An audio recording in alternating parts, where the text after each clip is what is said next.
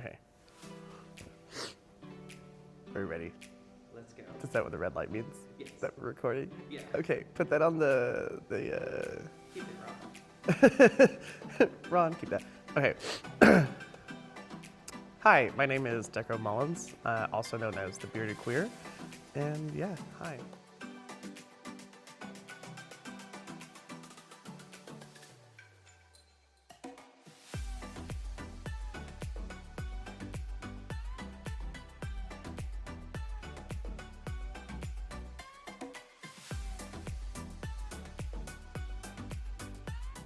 So there wasn't really one thing that inspired me to do drag.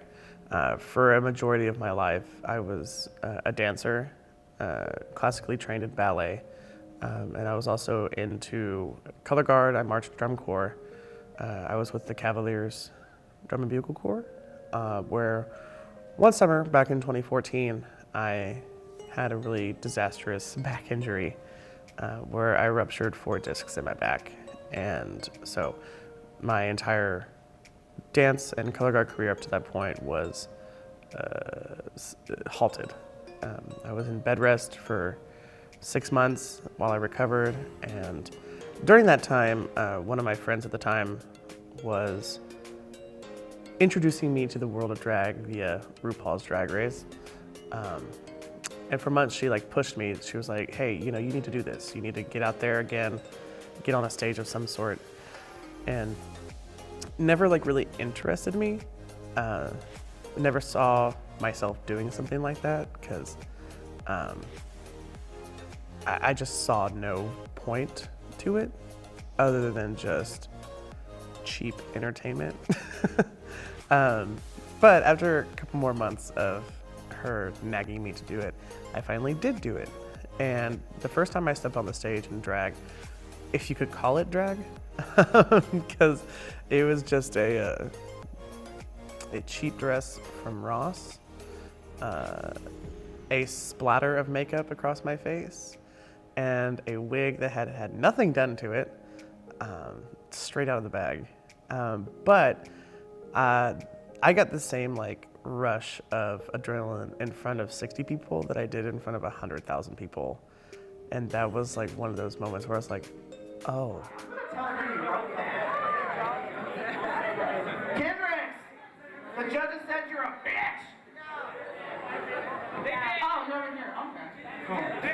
Oh. But starting out, I instantly handicapped myself from being a bearded queen in the middle of pageant central.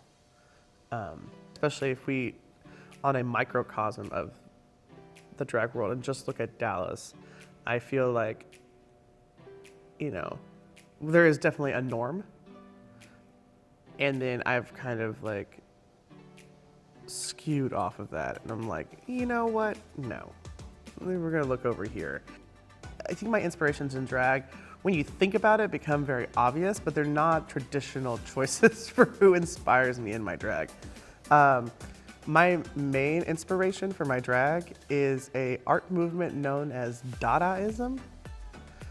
Yes, and if you're not familiar with that, it's basically the idea that anything and everything is art as long as you say it's art.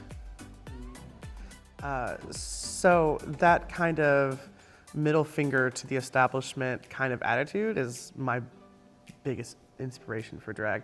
But specifically, as far as people or other artists go, Bjork is definitely a huge inspiration. Her music is something that affected me really profoundly from an early age because my parents were weird people, and so we listened to a lot of weird different music, and Bjork was one of them. Since day one of me starting drag, there's always been one mission in mind for me, kind of a cause.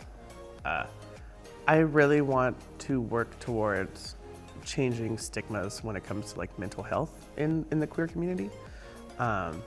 Because a lot of people don't realize just exactly how much we can affect people by our art and just being confident in being ourselves and showing that others shouldn't be afraid to feel just as confident in themselves.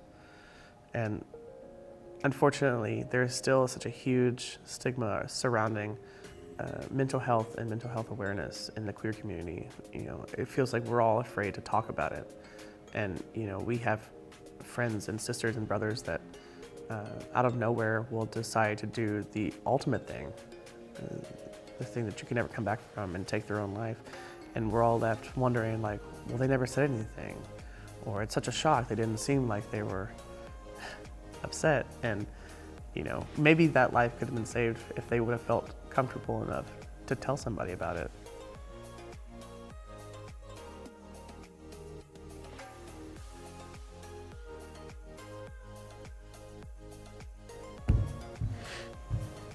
Listen here.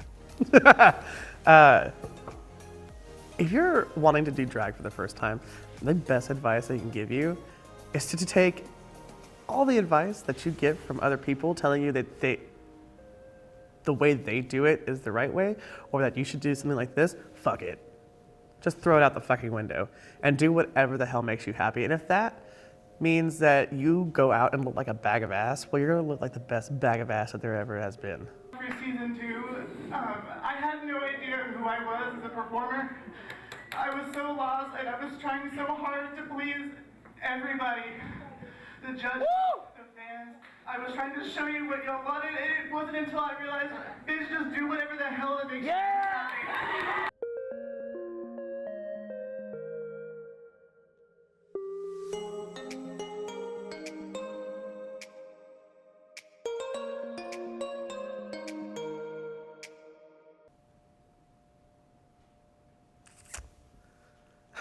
Hi, I'm DFW's resident porta potty, the bearded queer.